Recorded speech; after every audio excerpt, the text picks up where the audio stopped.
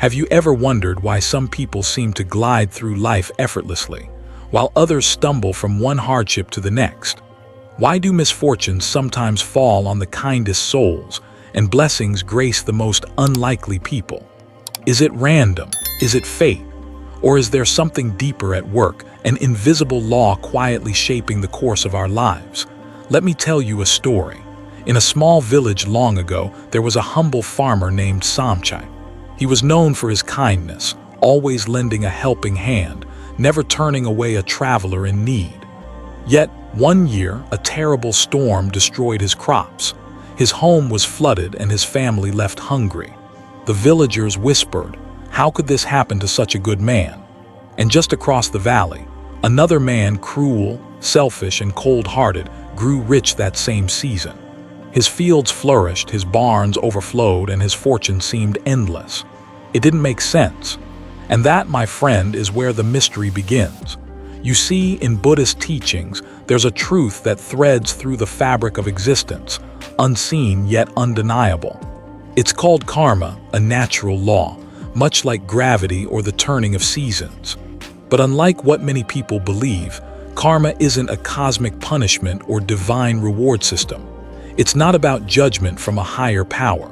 It's the simple, inevitable outcome of cause and effect.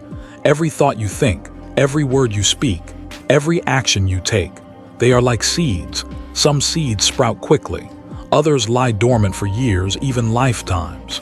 But each one carries within it the potential to shape your future, to ripple out into the world in ways you might never predict.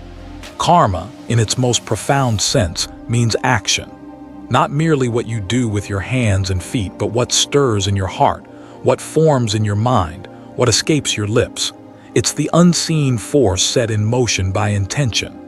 Buddha once said, "It is volition, monks, that I call karma." For having willed, one acts by body, speech, and mind. It's not the act itself, but the intent behind it that gives karma its weight. A kind word spoken with love plants a seed of peace. A cruel word born of hatred plants a thorn in your path. And these seeds, whether gentle or jagged, don't vanish. They follow you. They shape your experiences.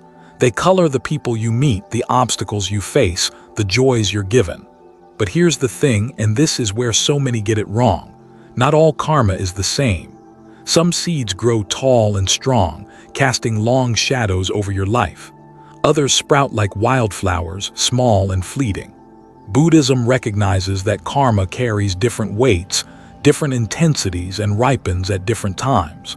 Some actions carry a light touch, while others strike with thunderous consequence. This understanding changes everything. Because if karma isn't one size fits all, if some actions leave a trace as faint as mist on glass, while others carve their mark into stone, then the way we live, the way we think, the way we move through this world suddenly takes on a new kind of importance. Imagine a traveler walking through a dense forest, leaving footprints behind. Some prints barely disturb the moss, gone with the morning dew. Others sink deep into the earth, lasting for seasons. Your life is that journey, and every choice you make leaves a print. The question is, what kind? The wise ones teach that there's a difference between light karma and heavy karma.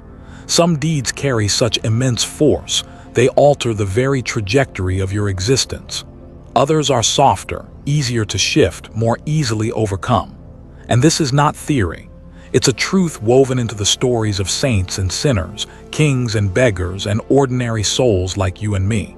Look around and you'll see it. The person who cheats and prospers, only to lose everything in one cruel stroke.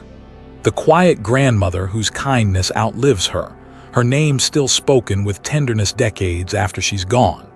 The child born into suffering without ever having wronged a soul. These aren't accidents.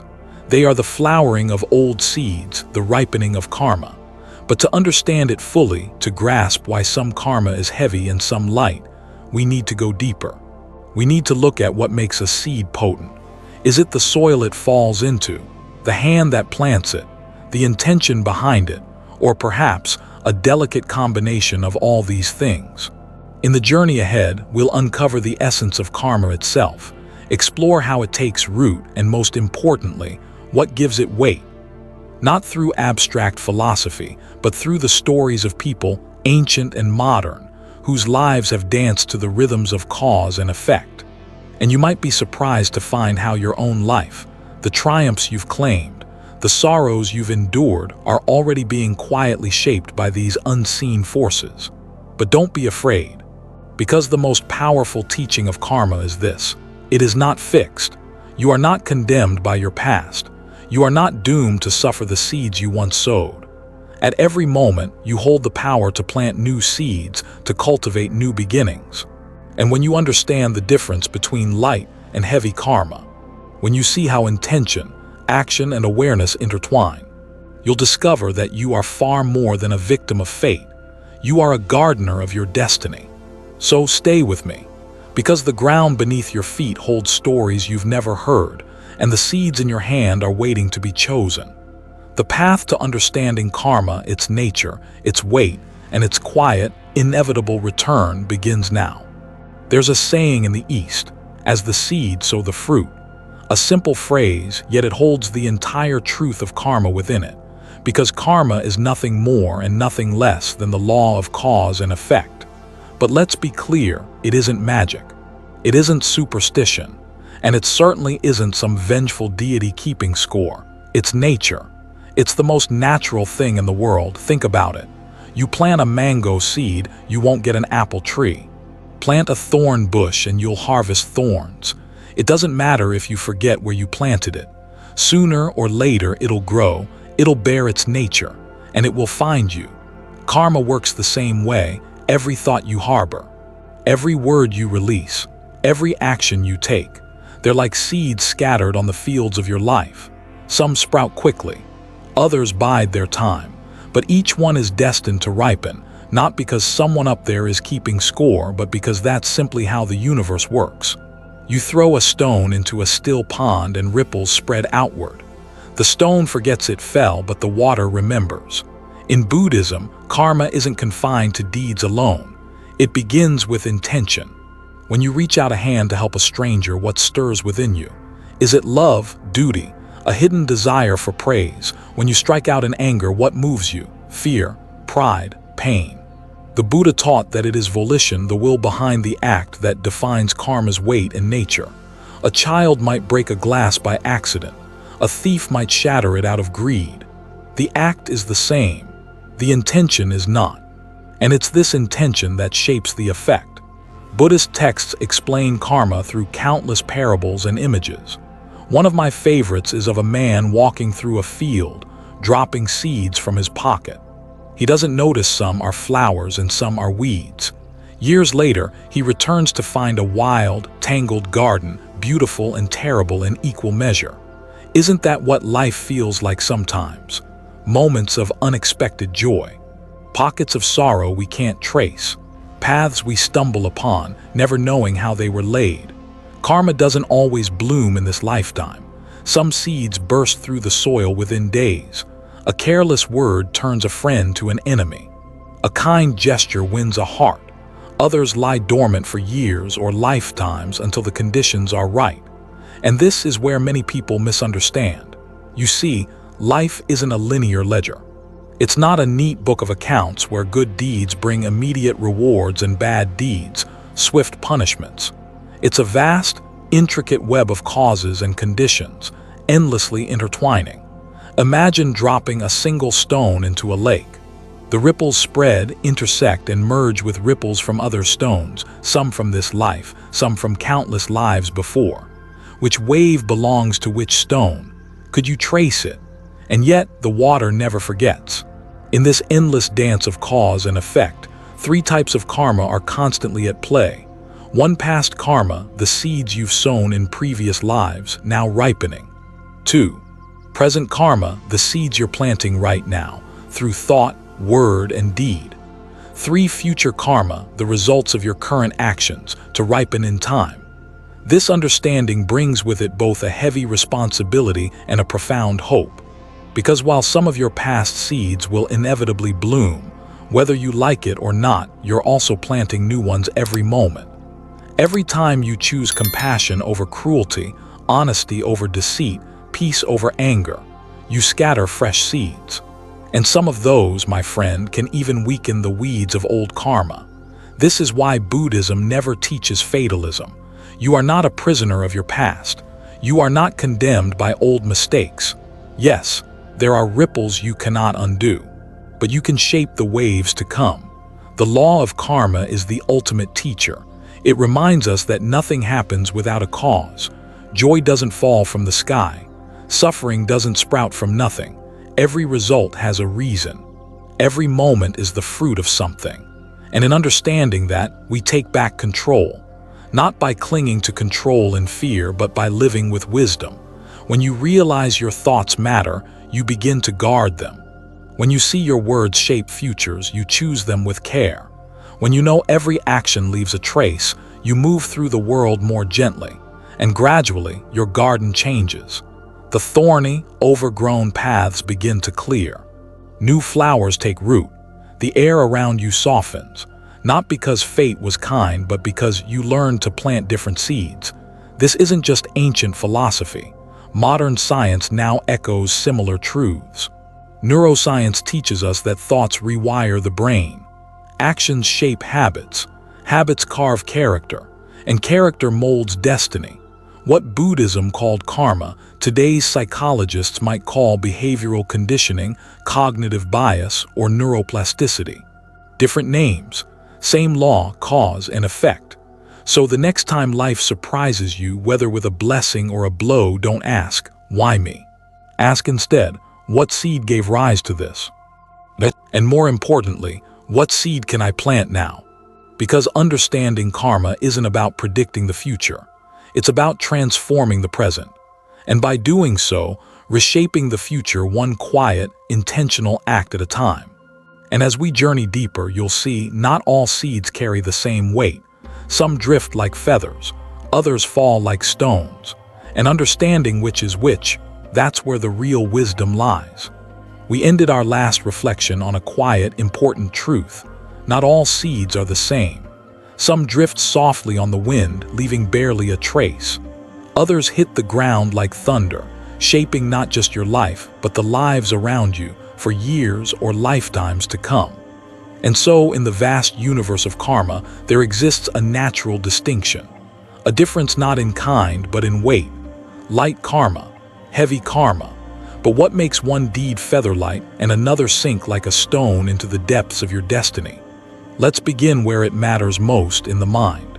You see, in Buddhism, karma isn't judged by appearance. Two acts may look identical, yet carry vastly different consequences, because it's not the form of the act that counts, it's the force behind it. And that force is driven by four key factors. 1, the intention behind the act. 2, the object of the act. 3, the emotion that fuels it. 4, the frequency or repetition of it. Let's unravel these threads one by one. First, intention. In Buddhist thought, intention is the seed from which all karma sprouts. An unintentional harm, like stepping on an ant without knowing, bears little weight. But a conscious, deliberate act, fueled by hatred, greed, or ignorance, plants a heavy seed. Imagine this. A man in a moment of anger strikes his brother. Another man, seeking only to defend a stranger from harm, strikes an attacker. Same action, different intentions, and so entirely different karmic consequences. This is why in the Buddhist monastic code, intention holds supreme importance. Even accidental wrongdoing can be mitigated by the absence of harmful volition. Second, the object of the act. Who or what is the recipient of the action? The karmic weight increases when the object of harm or kindness is a person of great virtue, like a parent, a teacher, or a spiritual master. Likewise, acts toward the innocent or vulnerable, children, the elderly, animals carry greater karmic significance. Buddhist texts tell of a man who gave a single meal to a Buddha in a past life, an act so powerful in intention, an object that its karmic fruits ripened over countless lifetimes, protecting him from harm. And inversely, harming a being of pure heart plants seeds of immeasurable heaviness. Third, the emotion that fuels the act? Was it a fleeting annoyance or a deep-rooted hatred, a casual gift, or one born of profound compassion? The stronger the emotional force behind an act, the heavier its karmic imprint. It's like fire. A spark leaves a mark. A wildfire scars the land. When acts are fueled by intense greed, anger, or delusion, they carry tremendous karmic gravity. Conversely, actions born of pure, unwavering compassion and wisdom plant seeds that lift the soul, light as air. Fourth, frequency and repetition. One harsh word might ripple briefly. A lifetime of cruelty sends waves crashing for years, even lifetimes. Habit matters. Repeated actions deepen the karmic groove in the mind, what modern psychology calls neural pathways. The Buddha warned that our repeated deeds and thoughts shape our character, and character shapes destiny. As the old saying goes, sow a thought, reap an action. Sow an action, reap a habit. Sow a habit, reap a character. Sow a character, reap a destiny. And so, the weight of karma is not fixed. It's forged in the furnace of these four conditions. But here's a deeper truth many overlook. Heavy karma doesn't necessarily mean immediate punishment. And light karma isn't always harmless. A single, heavy deed, like taking an innocent life, may lie dormant, its terrible weight sinking beneath the surface for years, only to erupt when conditions ripen. While countless light acts, careless words, small kindnesses, weave a fabric that shapes the subtle currents of our daily lives. In the Buddhist texts, these karmas are often compared to seeds placed in different soils. Some in fertile ground sprouting swiftly, others in rocky earth waiting for rain, but all in time must come to bloom. And here lies the profound gift within this teaching. You are not helpless. Heavy karma can be softened. Light karma can be multiplied. Acts of wisdom, compassion, and mindfulness in the present moment possess an extraordinary power, the ability to alter the course of future ripenings. Think of it like tending a garden. Yes, there are old weeds you must face. Yes, some stubborn roots run deep. But every time you choose kindness over cruelty, truth over deceit, generosity over greed, you plant seeds whose fragrance will one day overwhelm even the darkest corners of your past. This is why Buddhism places so much emphasis on awareness, because most of us go through life asleep at the wheel, reacting, repeating, forgetting that every word, every thought, every deed is planting something. But once you awaken to this, you begin to see the fields you're tending. You realize you hold the seeds, you hold the water, you hold the sun, and it's not too late. Even heavy karma, when met with sincere remorse, compassionate action, and wisdom, can be softened. The Buddha himself spoke of this, comparing karma to salt in water. A handful of salt in a small cup makes the water undrinkable. The same salt in a vast, flowing river becomes nothing. Fill your life with goodness, and old karma loses its sting. And so we arrive at a deeper question. How do we skillfully work with these karmic weights?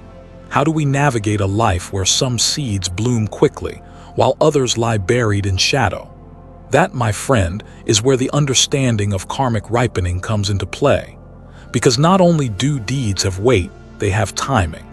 And learning when and how karma bears its fruit can change the way you meet both joy and sorrow. And that's where we'll turn our gaze next. You know, every time we act, speak, or even think, it's as though we're tossing a stone into the still waters of the mind. Some stones are small, some are heavy, and each creates ripples or waves that expand far beyond what the eye can see. But have you ever wondered, why do some ripples vanish almost instantly, while others stir up the entire lake, leaving it restless for days, months, sometimes lifetimes? In Buddhism, this is the difference between light and heavy karma. And while we might be tempted to believe that all actions weigh the same, a smile is a smile, a harsh word is a harsh word, the ancient masters knew better. Because it's not the surface of the action that matters. It's the depth from which it rises. You see, karma isn't a simple scorecard of good and bad. It's alive, fluid, shaped by the heart and mind behind each act.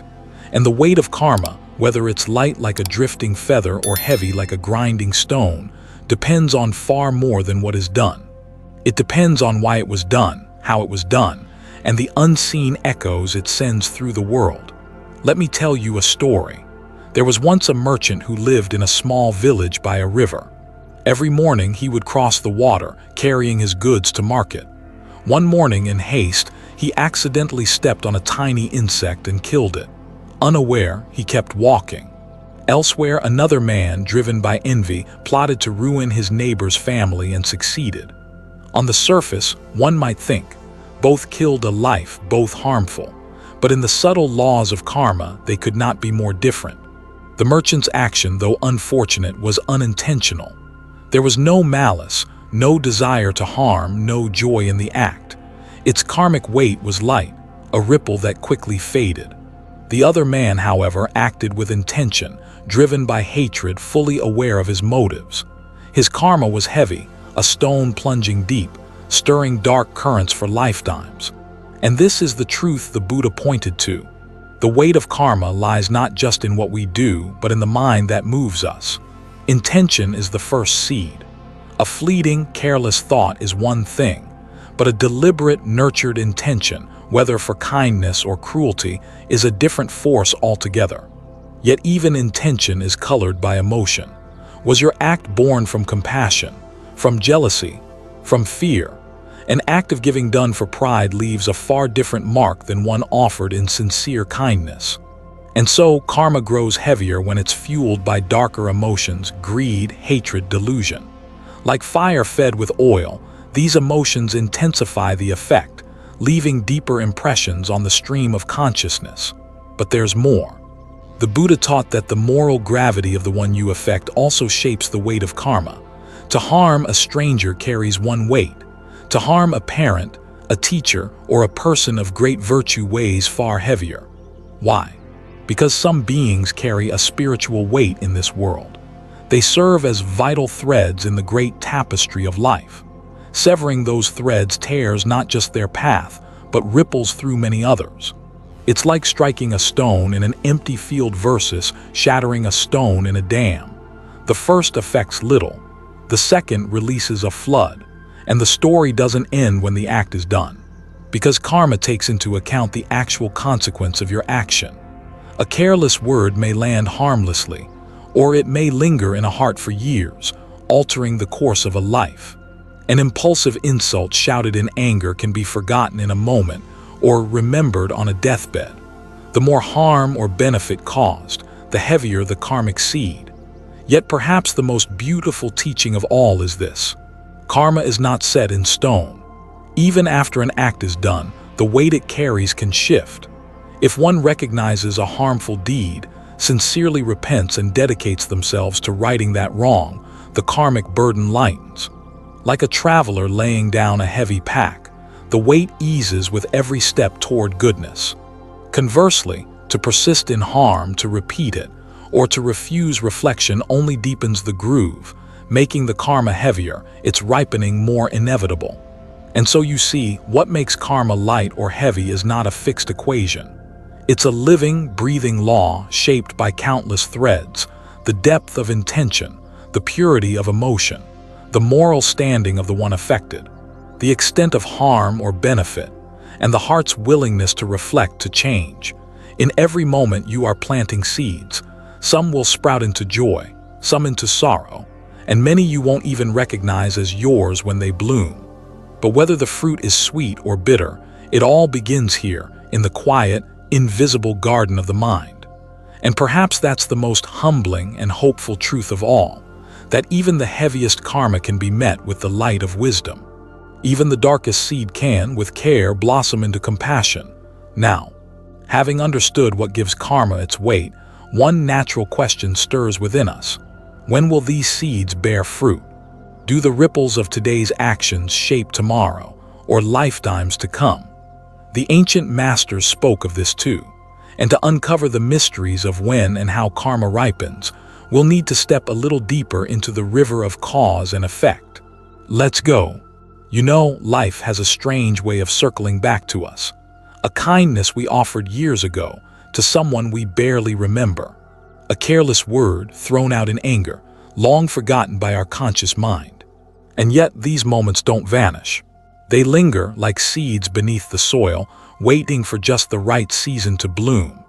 In the language of Buddhism, we call this the ripening of karma. And while most people think karma strikes immediately, like lightning from the heavens, the truth is far more subtle and far more intricate. The Buddha likened karma to seeds planted in a vast field.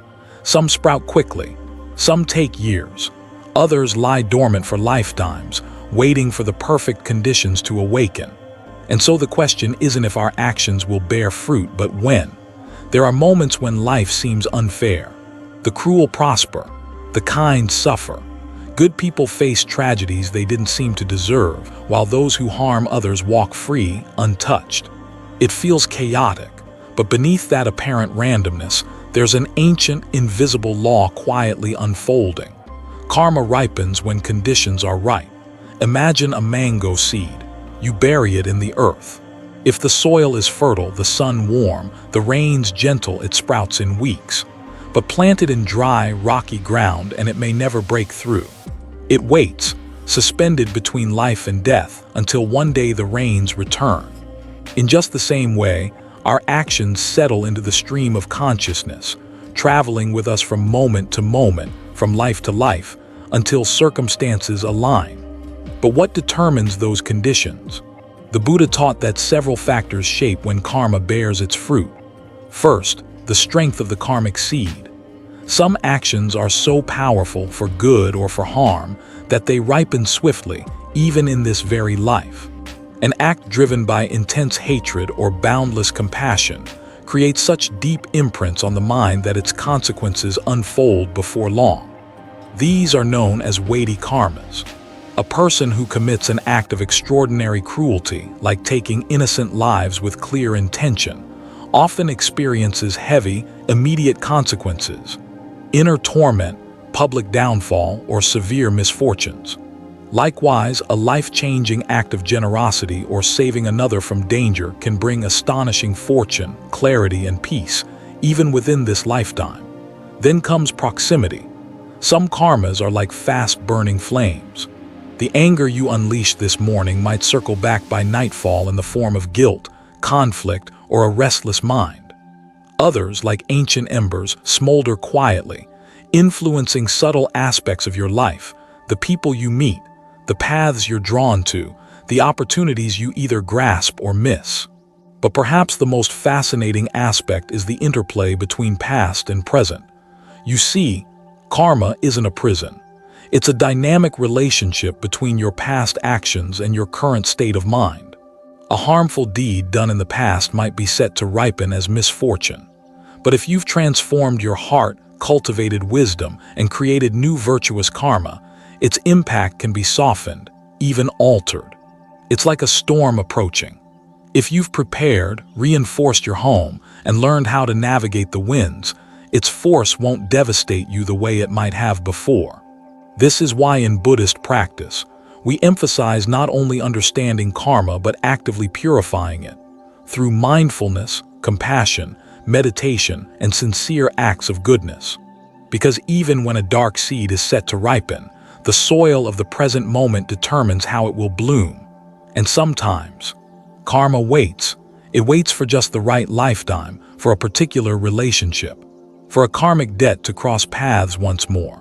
The ancient texts speak of friendships forged over countless lives, where old promises, betrayals, or kindnesses awaken at unexpected moments. You might meet a stranger and feel an unexplainable connection or unease. That too is karma ripening. And yet not all karma comes to fruition. Some seeds simply wither. Through conscious cultivation of wisdom and compassion, certain harmful karmas are weakened. Like a seed scorched by the sun or uprooted before it takes hold, they lose the power to ripen fully.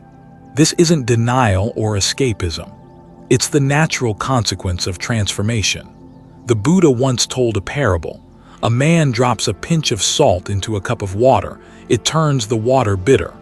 But drop the same salt into a vast lake, and the water remains sweet. The salt is our karma. The vastness of the lake is our heart, expanded through virtue, mindfulness, and compassion. As your inner world grows, even heavy karmas find less room to harm you. Their ripening softens, their effects disperse. And perhaps this is the greatest lesson. We are not the helpless victims of fate. The seeds of the past may have been planted, but the garden of the present is still in your hands. In every thought you choose, every intention you nurture, you shape the field where karma ripens. And so, knowing how and when karma bears its fruit, a new question emerges in the heart. Is it possible to stop a harmful karma from ripening?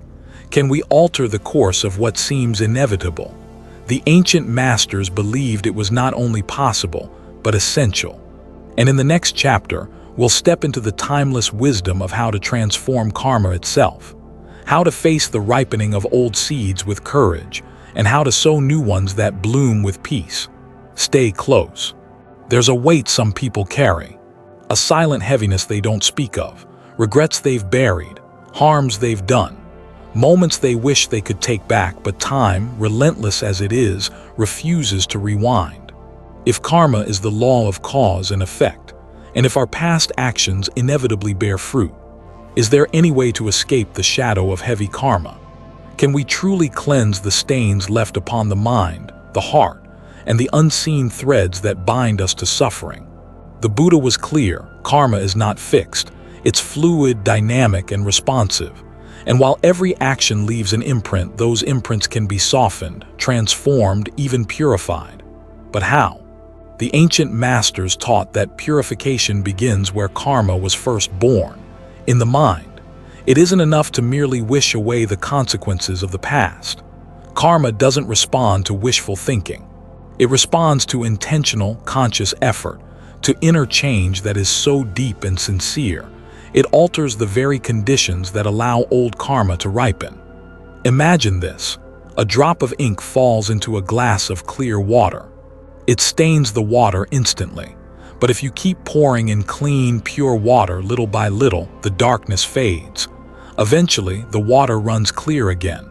This is the heart of purification. The Buddha described 4 powers that can purify even the heaviest karma. First, the power of acknowledgement. To face our past without denial or excuses. To see the harm we've done, the pain we've caused, whether to others or to ourselves, with honest, unwavering eyes. This isn't about self-punishment, it's about truth. Because what remains hidden continues to haunt us, but what is brought into the light begins to lose its power. Second, the power of regret. Not the self-destructive kind that festers into shame, but a deep, heartfelt sorrow. A recognition that we've strayed from wisdom, from compassion, from the person we hope to be. This genuine regret softens the karmic imprint, loosening the chain that binds action to inevitable consequence. Third, the power of resolution. A conscious vow to abandon those harmful actions, to no longer let ignorance, greed, or anger steer the wheel of our lives. It's a promise to ourselves, to the world, to live differently from this moment forward. And in that commitment, a new karma is born, one that begins to heal the damage of the old. And fourth, the power of remedial action. This is perhaps the most beautiful. To actively create goodness, to perform acts of kindness, generosity, and compassion. Not to cancel out the old karma, but to dilute its force, like pouring fresh water into that ink-stained glass. The masters tell of people who, burdened by grievous deeds, transformed their lives through relentless service, through the quiet offering of joy to others, through tears, through prayer, through meditative insight that dissolved their ancient debts. It's not magic, it's cause and effect. When the mind shifts, the world shifts. When the heart opens, even heavy karma can be softened.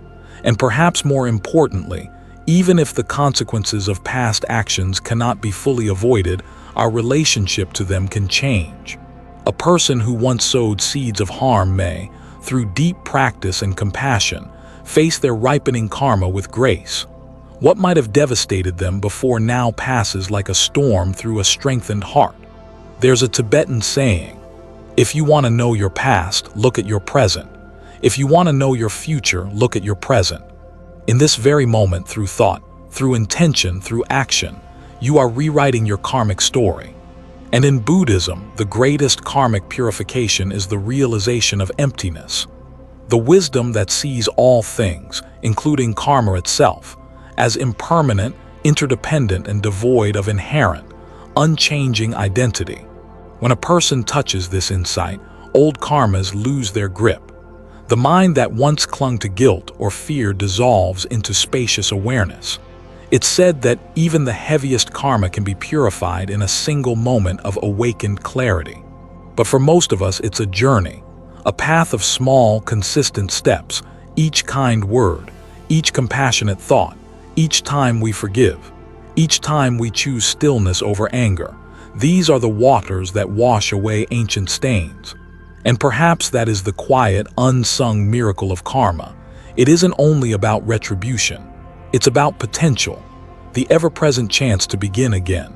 And as we reflect on this truth, the possibility of purification, of transformation, a final question naturally arises.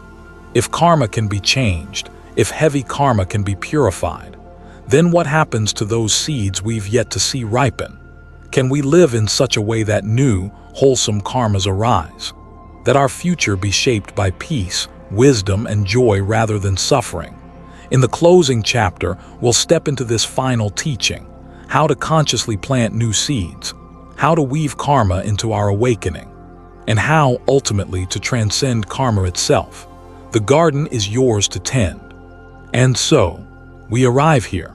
After all the questions, the stories of seeds planted and fruit born. After light and heavy karma, ripening moments, and the quiet work of purification, we're left with a single, lingering truth. We are not bound by our past. We are not prisoners of invisible forces moving us like puppets through this life. Karma is a law, yes, but it's a law shaped by choice, by intention, by the tender, fierce, unpredictable nature of the human heart. The Buddha taught that while karma explains much of our experience, it does not define us.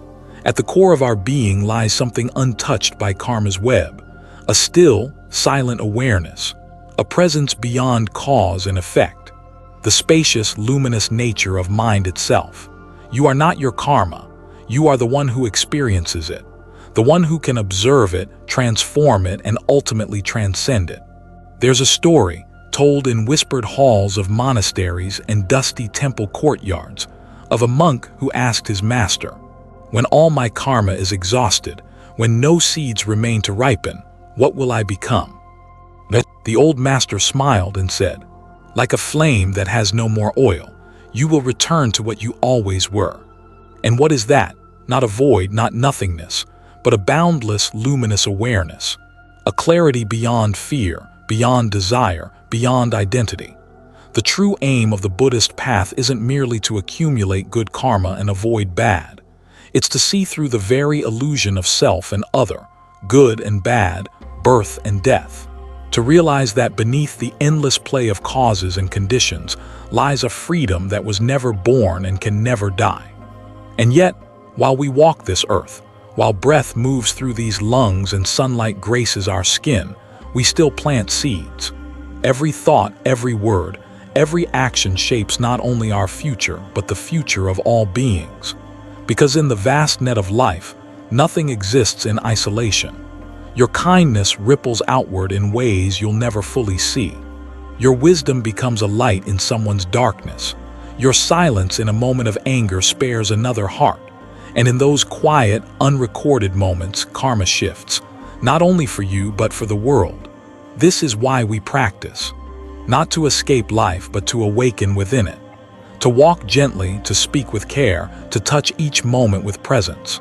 To plant new seeds, not out of fear of punishment or promise of reward, but because it is beautiful to do so. And here lies the quiet paradox. When you no longer act for the sake of karma, when you move from a space of pure, unconditioned awareness, karma's grip loosens. The mind settles, the heart opens, and life moves through you like a river, effortless and clear. In Zen, they say, "Before enlightenment, chop wood, carry water. After enlightenment, chop wood, carry water." The world remains, but your way of being in it transforms. You cease planting seeds of craving and aversion, and instead, your life itself becomes a field of wisdom and compassion. And one day, whether in this lifetime or 1,000 lifetimes hence, the final seed will ripen. The last thread will unravel, and what remains is what has always been, a vast, silent, radiant presence, not born, not dying, beyond karma. So as you leave this reflection, as you return to your life with its ordinary, sacred tasks, may you remember this. Every moment is a seed, every intention is a path, and you right now hold in your hands the power to shape not only your future but the unseen future of the world. Plant wisely, walk gently, and in the silence between your thoughts, listen for the ancient, wordless wisdom that has guided countless beings home. It's there, it's always been there, and it's calling you now.